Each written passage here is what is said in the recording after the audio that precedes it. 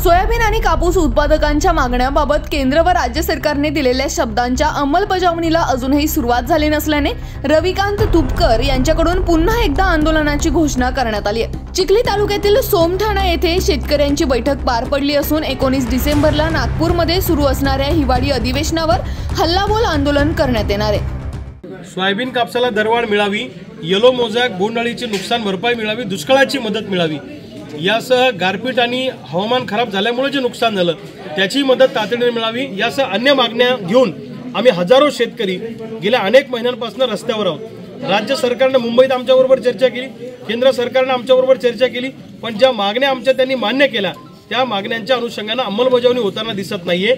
सरकारला आम्ही 15 डिसेंबरपर्यंतची मुदत दिली होती, अजूनपर्यंत शेतकऱ्यांच्या खात्यामध्ये रक्कम आलेली नाहीये आणि सोयाबीन कापसाच्या दरवाढीच्या अनुषंगाने कुठल्या आयात निर्यातीच्या धोरणात बदल झालेला नाहीये।